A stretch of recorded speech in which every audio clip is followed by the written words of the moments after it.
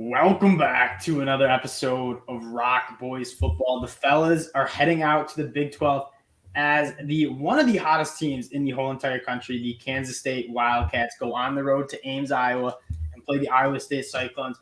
I have a lot of takes on this game, specifically how this Iowa State defense can match up pretty well against this Kansas State offense. But before we get into it, though, just wanted to say thank you guys, as usual, for all the support you guys have shown the channel. If you guys do like the content, consider subscribing. It means a lot to the boys. It helps the fellas out a lot. And all the support you guys have shown has been absolutely awesome. And again, if you like the content, consider subscribing to the channel. So let's get into some football, though. Give me your takes on this Kansas State, Iowa State team. Yeah, I'm so high on Kansas State right now. I mean, after Oklahoma, I got really into them. And I get Oklahoma's taken a bit of a step back. And they've kind of shown they're maybe not that team we all thought they were, but still obviously a very impressive win. And just the way Adrian Martinez is playing, I think this team's going to be a big problem for anyone. Yeah, we talked about this in the summer when we took a look at this Kansas State team. The pairing between Colin Klein and Adrian Martinez is a match made in heaven. Like how Adrian Martinez plays at his best is what Colin Klein did during his time at Kansas State, using his legs, giving him easy access throws, getting him outside the pocket, using that athleticism. You're starting to see that relationship really come into full swing because the last two games, this Kansas State offense, after that wake-up call against Tulane, has been firing on all cylinders. Here's what I want to talk about, though. This Kansas State offense is a run-first team. You look back at what they did against Texas Tech. Adrian Martinez goes for 171 yards, averages 14 yards a carry. Deuce Vaughn, one of the best running backs in the country, also goes for 170 yards, averaging 7 yards per carry. This is a rush-first team. What is Iowa State really stingy at?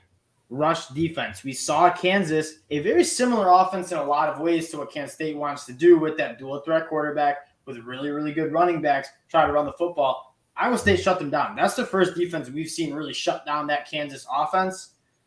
2.9 yards per carry against an Iowa State defense. I think Kansas State might get slowed down a little bit by this Iowa State defense. I don't know. I feel like you're underrating the fact that, yes, Kansas has shown to be a good offense. They're obviously scoring a lot of points, but they're scoring a lot of points on some very weak defenses. Yeah. And they're wildly one-dimensional, which I don't think is this Kansas State team. I think you have a lot of talent on the edge. I think Knowles and Moore can both really play. And I think Deuce Vaughn, Adrian Martinez is a far more talented, potent combo than what Kansas has. So I think you're me personally, you're reading too much into how they stopped a Kansas team that I think is good, but I think is a little overrated because of their schedule right now. But they don't have the firepower of Kansas State, and I think if they can stretch this team out and play sideline to sideline and hit every point of the field like they did against Oklahoma, I think they're going to be a problem because I don't think this Iowa State defense, as good as they are, is wildly athletic. Like my counterpoint to you is how one-dimensional do you think this Kansas State offense is? I mean, Adrian Martinez through 5 games has only thrown for 654 yards. I think you've seen flashes of Adrian Martinez being able to push the ball through the air. I mean, he looked great against Oklahoma throwing the ball, but even against Texas Tech, he only threw for like 100 yards and change. Primarily, the damage he was doing was with his feet.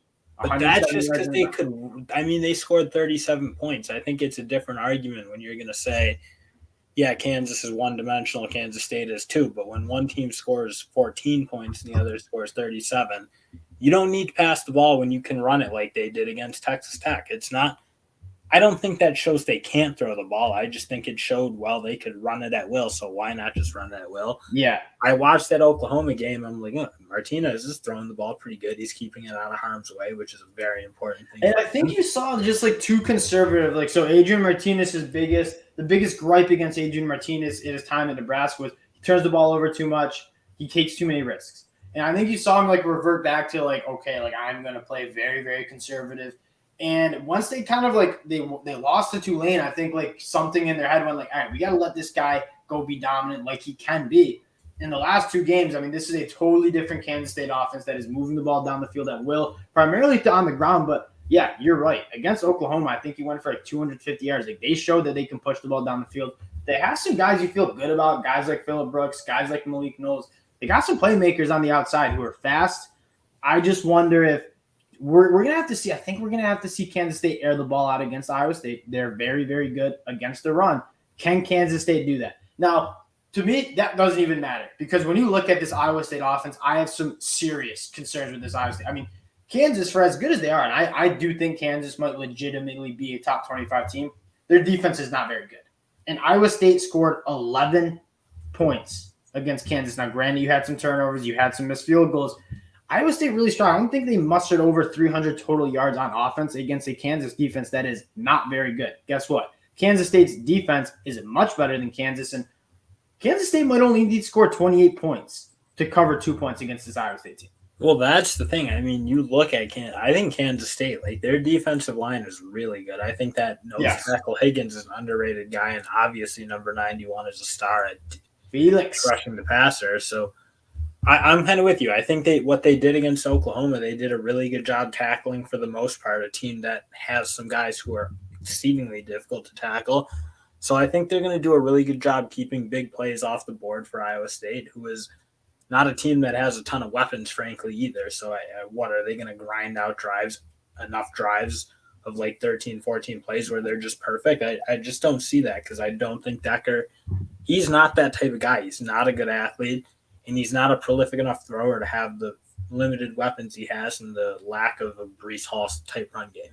Yeah, this Kansas State, this matchup for Iowa State concerns me on a couple levels. One, just you really saw them struggle to move the ball. Once Jarrell Brock goes down, they're kind of running back one who's been averaging 5.6 yards per carry. Deion Silas comes in. He's only averaged 3.8 yards per carry. I think you make a really good point. Hunter Dekkers isn't a guy that he needs help around. We'll say that. And with Jarrell Brock down, really the only weapon that scares me on this Iowa State offense is Xavier Hutchinson, who I think is a stud. But he's about it. I mean, maybe Jalen Knoll, but he's still kind of a young buck.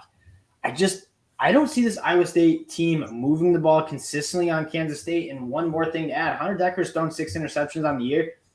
Kansas State is one of the best teams at forcing turnovers. I think you're going to see some turnovers. I think you're going to see some short fields for Kansas State. So I like Kansas State to cover 2 points for a little bit more of a different reason than you.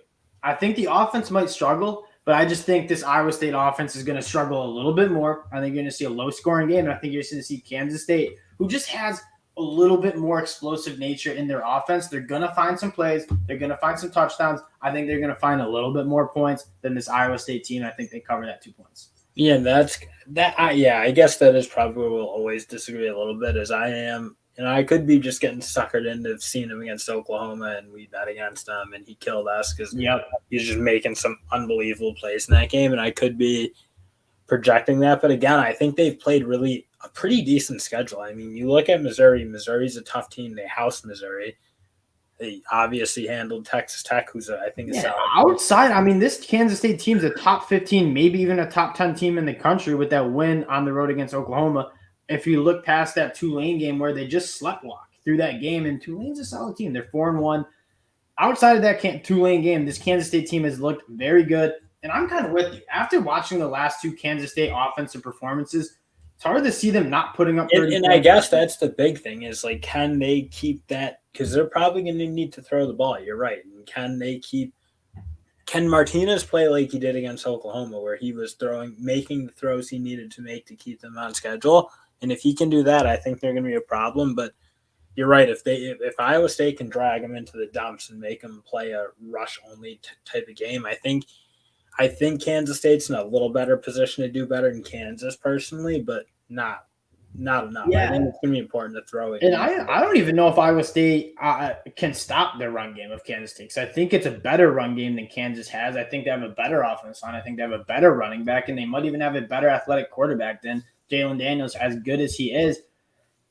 Even if they don't, I don't see this Iowa State team moving the ball enough on a Kansas State team. I mean, we haven't seen a single team really in the last 2 games stop Kansas State on offense, stop that rushing attack. I don't know if you'll see that happen against Iowa State. Even if it does, I think Kansas State has a good enough defense where they can play kind of one of those gutter games and grind it out on the defense side of the ball.